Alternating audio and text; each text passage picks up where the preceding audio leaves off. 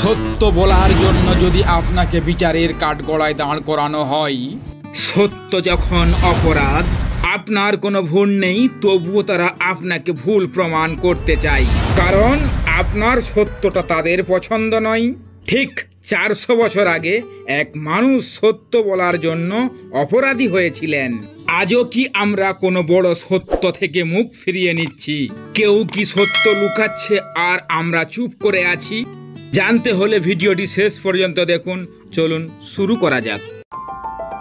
Galileo 15 ফেব্রুয়ারি 1564 সালে ইতালির পিসা শহরে জন্মগ্রহণ করেন। তিনি ছোটবেলা থেকেই জিজ্ঞাসু ছিলেন আমাদের চারপাশের সব কিছু কিভাবে কাজ করে। যদি কোনো শিশু আজ বিজ্ঞানের যুগে নতুন কিছু আবিষ্কার করতে চায়, তাহলে আমরা তাকে উৎসাহ দিই, কিন্তু তখনকার সমাজ নতুন চিন্তা ভাবনাকে শত্রু মনে করত। তিনি পিসা বিশ্ববিদ্যালয়ে পড়াশোনা করলেন, কিন্তু মেডিকেলের বদলে গণিত ও বিজ্ঞান নিয়ে পড়ার সিদ্ধান্ত নিলেন। গ্যালিলিওর বৈজ্ঞানিক আবিষ্কার সমাজ কিভাবে দেখেছিল? তিনি 1609 সালে দূরবীক্ষণ যন্ত্রের উন্নতি করলেন। প্রথমবার চাঁদের গর্ত ও পাহাড় দেখালেন। মানুষ এতদিন ভাবত চাঁদ একদম মিশ্রণ। ভাবুন, যদি আজ কেউ নতুন কিছু আবিষ্কার করে, কিন্তু সমাজ তাকে বলল তুমি ভুল, কারণ আমরা আগে এমন শুনিনি। তিনি জুপিটারের 4টি উপগ্রহ দেখতে পেলেন, অথচ সমাজ বিশ্বাস করত সব কিছু পৃথিবীকে কেন্দ্র করে ঘুরে। কিন্তু সবাই বলল না, এটা আমাদের পক্ষে মেনে নেওয়া সম্ভব না, তাই তুমি ভুল। গ্যালিলিও একই সমস্যার মুখোমুখি হয়েছিলেন। তিনি বললেন পৃথিবী সূর্যকে কেন্দ্র করে ঘুরে, কিন্তু তখনকার ক্যাথলিক ধর্মযাজক চার্চ বললেন না, এটা ঈশ্বরের বিরুদ্ধে কথা। বিচারের কাঠগড়ায় গ্যালিলিও। যদি আজ এমন হতো। 1633 সালে চার্চ গ্যালিলিওকে ডেকে পাঠালেন। তার বিরুদ্ধে অভিযোগ তিনি ঈশ্বর বিরোধী কথা বলেছেন। আজ যদি কেউ সত্য কথা বলে আর সেটা সরকার বা ক্ষমতাবানদের পছন্দ না হয়, তাহলে কি হয়? তখন গ্যালিলিওর মতো অনেককেই চুপ করিয়ে দেওয়া হতো। তাকে জোর করে বলানো হলো তুমি ভুল, বলছি সূর্য স্থির নয়। কিন্তু তিনি আস্তে বলেছিলেন তবুও পৃথিবী ঘুরে। তিনি আজীবন বন্দি জীবন। গ্যালিলিওর বাকি জীবন গৃহবন্দী কাটল। তিনি বাইরে যেতে পারলেন না।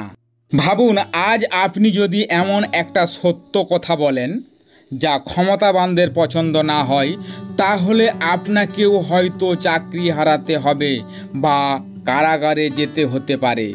গ্যালিলিও চোখের দৃষ্টি হারালেন এবং 1642 সালে মারা গেলেন। মৃত্যুর পর স্বীকৃতি। ইতিহাস কি বদলায়? গ্যালিলিও মারা যাওয়ার 350 বছর পর 1992 সালে ক্যাথলিক চার্চ স্বীকার করলেন, হ্যাঁ, তিনি সঠিক ছিলেন। কিন্তু এতদিনে কি লাভ? আজ যদি কেউ নতুন কিছু প্রমাণ করে, কিন্তু সমাজ তাকে পাগল ভাবে, আর 300 বছর পর সেটা সত্যি বলে মেনে নেয়। সত্য চিরকাল চাপা থাকে না। যদি আপনি সত্যের পক্ষে না দাঁড়ান, তবে হয়তো আপনাকে শাস্তি পেতে হবে, কিন্তু একদিন সেটাই স্বীকৃতি পাবে। গ্যালিলিওকে রোমে ডেকে পাঠানো হলো। শুরু হলো বিচার।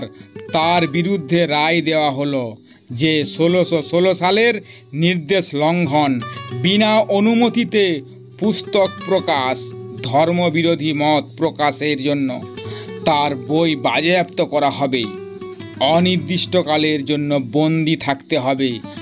গ্যালিলিও চুপ করে মাথা নিচু করে সব শুনলেন এবং আস্তে আস্তে মাটিতে পা ঠুকে বললেন তবুও পৃথিবী ঘুরবে। বিজ্ঞানের অগ্রগতির জন্য সত্যের সন্ধান করা জরুরি। গ্যালিলিও সত্য বলার জন্য শাস্তি পেয়েছিলেন, কিন্তু ইতিহাস তাকে ভুল বলেনি। আপনি কি মনে করেন আজও কি সত্য বললে বিপদ হয়? কমেন্ট করে জানান। ভিডিওটি ভালো লাগলে অবশ্যই লাইক এবং শেয়ার করবেন। সবাইকে অসংখ্য ধন্যবাদ ভিডিওটি সম্পূর্ণ দেখার জন্য। সবাই ভালো থাকুন, সুস্থ থাকুন, নিজের প্রতি খেয়াল রাখুন এবং চ্যানেলের সঙ্গে থাকুন।